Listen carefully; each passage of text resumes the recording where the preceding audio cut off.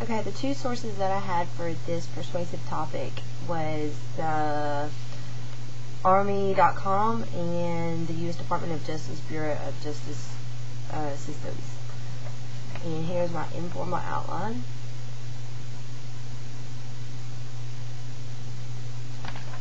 This is the back. Okay, because due to the ongoing war that we're having, it has actually caused the Army to increase in size, actually forcing them to go beyond their recruiting standards and trying to pull from recruiting from other sources.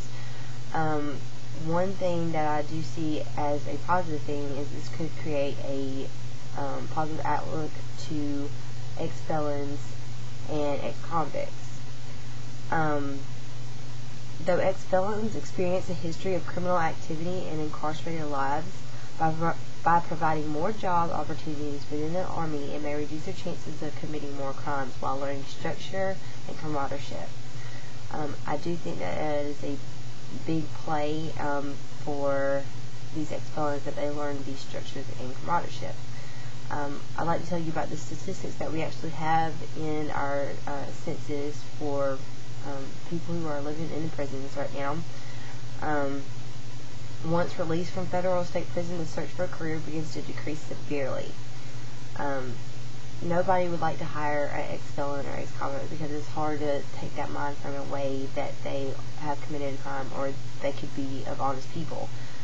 The increased criminal rate has steadily increased over the past 10 years. We're actually looking at 1 out of 15 people that actually get incarcerated in their lifetime.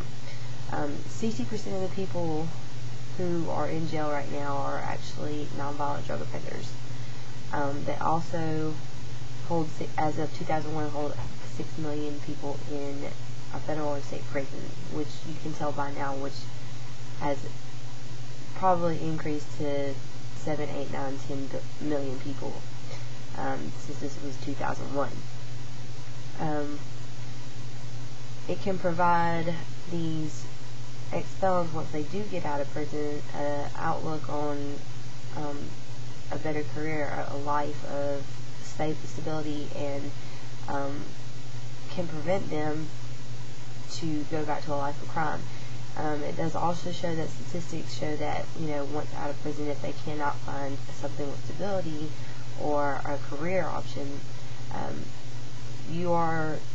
3 out of 4 of them are likely to recommit a crime and go back to jail.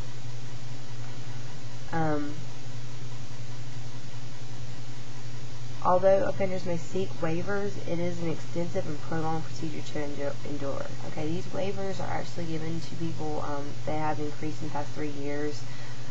You see more and more waivers given to ex-felons or ex-convicts, but it's not as much. It's more given to the misdemeanors as opposed to people who have committed felonies, which I think they should change because, we can give them a second chance.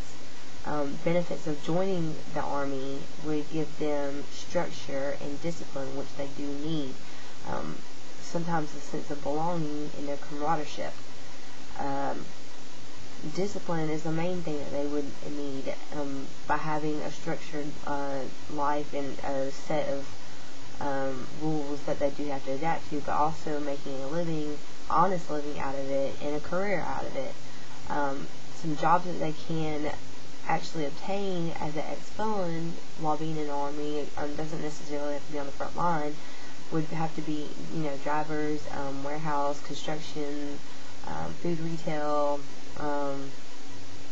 manufacturing, also they can do maintenance, stuff like that, which are, something that they can learn as a trade as well. It is beneficial to them to learn something and be able to take it with them.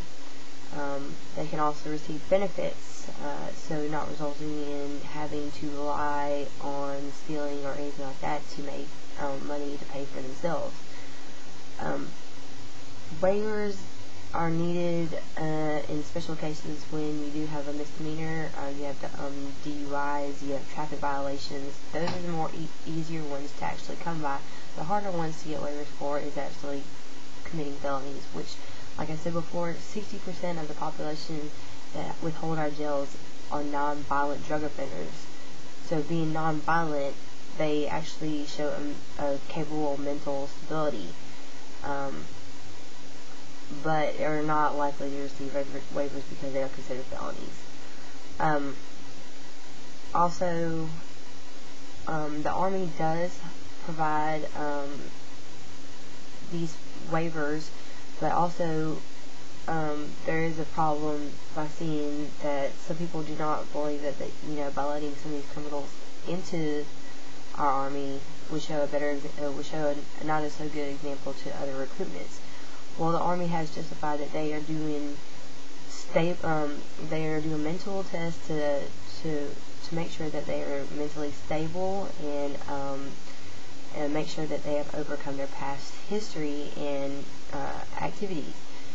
They do make sure that they are capable of selecting well-qualified men and women to join our armies. In conclusion, it may be hard to restore faith in an ex-felon, but everyone deserves a second chance. I believe that they do deserve a second chance because maybe one time in a system like that, it does change you as a person.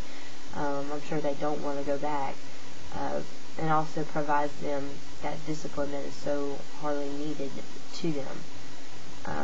To give the option of a change of a better life is better than not giving the option at all, and having to resort to recommitting a crime.